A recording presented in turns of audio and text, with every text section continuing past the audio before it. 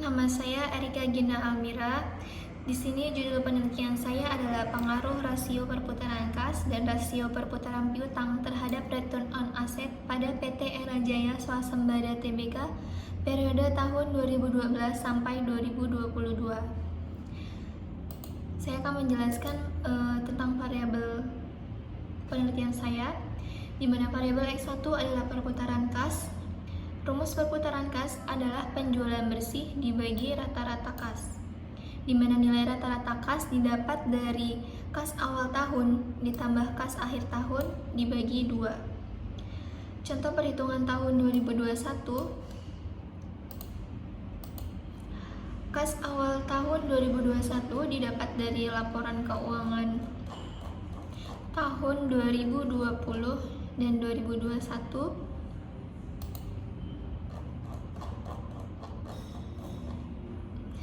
di mana nilai kas awal tahun 2021-nya adalah sebesar 2.249.759.000 rupiah.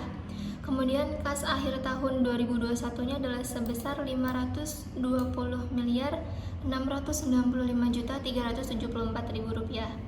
Maka didapat nilai rata-rata kasnya sebesar 1.261.372.567.000 rupiah. Kemudian nilai penjualan bersihnya itu didapat dari laporan laba rugi tahun 2021 sebesar 43.496.976.696.000 rupiah. Maka didapat nilai perputaran kasnya adalah sebanyak 34,46 kali. Kemudian untuk yang tahun 2022, kas awal tahun 2022 itu adalah sebesar 520.695.374.000 rupiah. Kemudian kas akhir tahun 2022 didapat dari laporan posisi keuangan tahun 2022 yaitu sebesar 1.044.182.531.000 rupiah. Maka didapat nilai rata-rata kasnya sebesar 782.438.953.000 rupiah. Kemudian nilai penjualan bersihnya didapat dari laporan laba rugi tahun 2022 yaitu sebanyak 49.481.483.883.000 rupiah. Maka nilai perputaran kasnya pada tahun 2022 adalah 63,23 kali. Selanjutnya variabel X2 yaitu perputaran piutang. Rumus perputaran piutang adalah penjualan dibagi rata-rata piutang, di mana nilai rata-rata piutangnya itu didapat dari piutang awal tahun ditambah piutang akhir tahun dibagi 2. Contoh perhitungannya untuk yang tahun 2021, di sini untuk piutang awal tahun 2021 didapat dari data yang ini. Seluruh piutang ditotalkan, maka didapat nilai 1.575.675.207.000 rupiah. Kemudian untuk piutang akhir tahun 2021 yaitu seluruh piutang ditotalkan, maka didapat sebesar 1.047.381.833.000 rupiah. Maka didapat nilai rata-rata piutangnya adalah sebesar 1.311.528.520.000 rupiah. Kemudian untuk penjualan bersihnya itu didapat dari laporan laba rugi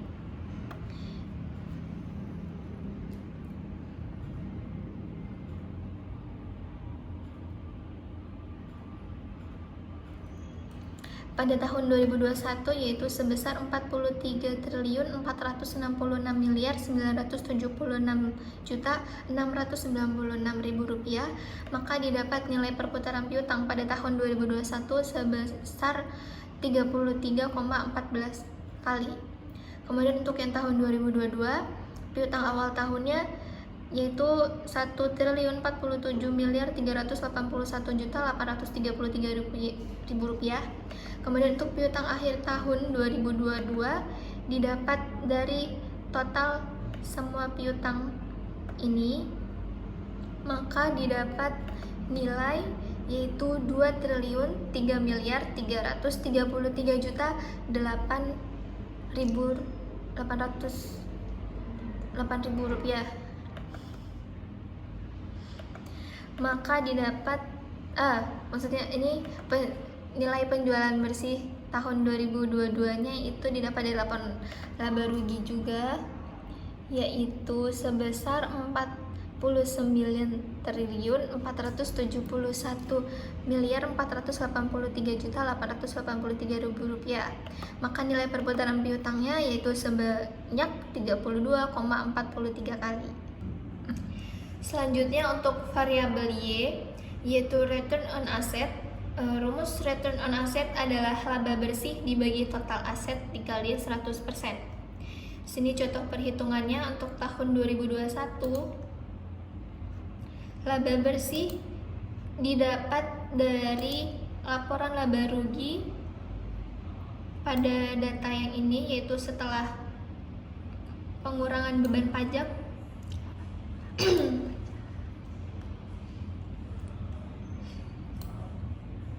di mana nilai laba bersih tahun 2021 adalah sebesar 1.117.917.248.000 rupiah.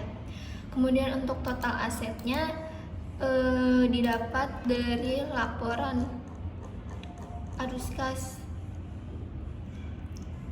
untuk tahun 2021 yaitu sebesar 11.372.225.256.000 rupiah.